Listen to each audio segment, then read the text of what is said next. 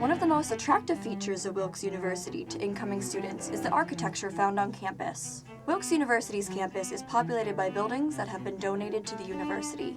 These old buildings range from mansions to modest 19th century homes. These structures have been turned into academic or administrative settings. The gorgeously maintained homes foster curiosity about the history of the structures on campus. The walls of these buildings have been seen by many residences, many families, and many lives. Now, let us take a walk through these buildings and let the history come to life before us. The oldest and one of the grandest buildings on campus is that of Kirby Hall. This piece of land was the #1 plot on Wilkes-Barre's 1770 year town plan. The plot was purchased by Jabez Sill, who built a log cabin before the formation of the city of Wilkes-Barre. The first marriage of Wilkes-Barre also took place here, between local town hero Nathan Dennison and Elizabeth Sill in April of 1769. Ownership of this plot passed through many hands, including Roswell Wells and Stephen Leonard. Leonard commissioned New York architect Frederick Clark Withers to design the high Victorian Gothic style, Kirby Hall. One of the drawing rooms on the first floor, room 108, displays a mural above the wainscoting. Leonard's French governess, Mademoiselle Juliette Genbaro, can be credited as the commissioner of this painting.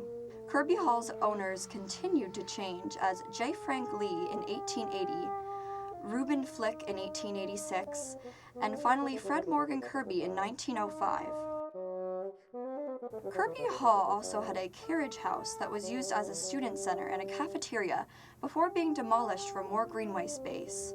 Dr. Lawrence Kuhar, the chairperson of Humanities, comments on the foundations of Kirby Hall and the history of the university. A living history here at Wilkes. Look at Wilkes's core values, look at its heritage, look at its institutional identity, its mission, vision, values. And I think when you're in this building, you're living the very best of what Wilkes wants to promote itself as in terms of response to who we are, educationally, values-wise. Who are our students when they graduate? I think it aligns with the highest level academic qualities and outcomes. And I think that this building shapes that in its architecture, promotes it in the feelings that we have when we walk the halls, and even internalizes it with us when we teach and meet in these buildings. So it's a great space. Bedford Hall, although smaller, is equally impressive as Kirby Hall. Built in 1875, this high Victorian Gothic-styled structure was designed by Bruce Price of Maryland. It was built for George Bedford, author of the book Some Early Recollections. His son, Paul Bedford's alterations to the building were designed by Innes and Levy, and then constructed by John Curtis and Company. Paul Bedford was listed in the city directory as lawyer at the Miners Bank in 1919. Kirby, being the president, was a colleague and neighbor to Bedford. Donated to Wilkes by Paul Bedford in 1967, the hall has been home to many departments. It now stands, newly renovated inside, as the art department.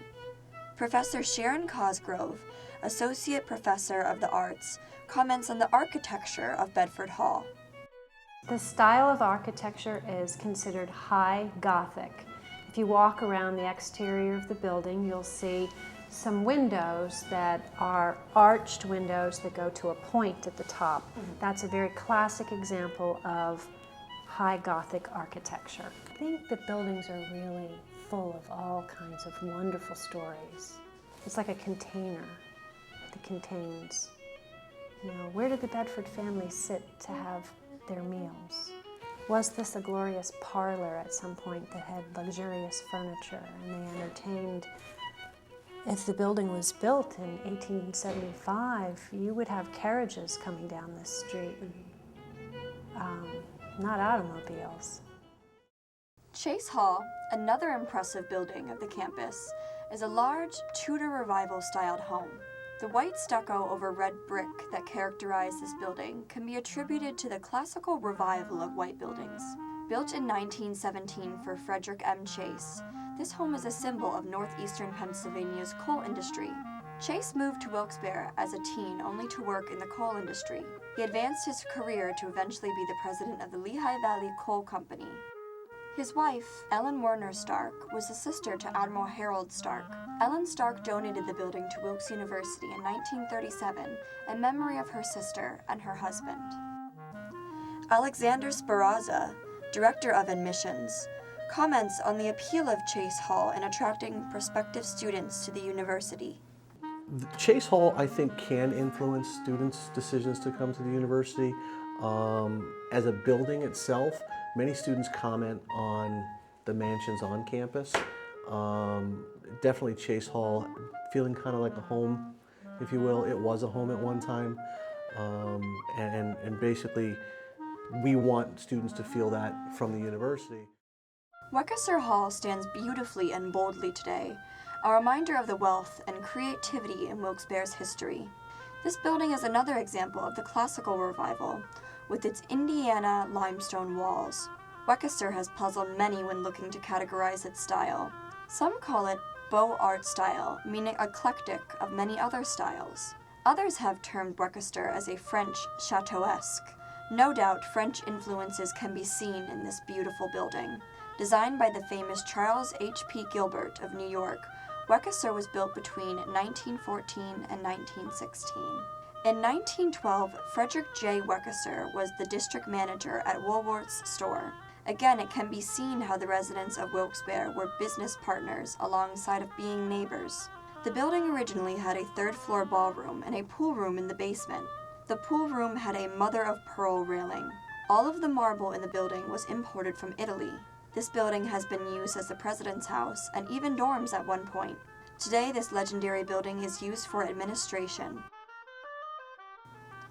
Dr. Paul Adams, Vice President of Student Affairs, comments on some new renovations in Wekesser. Sure. Well, the building's been completely painted.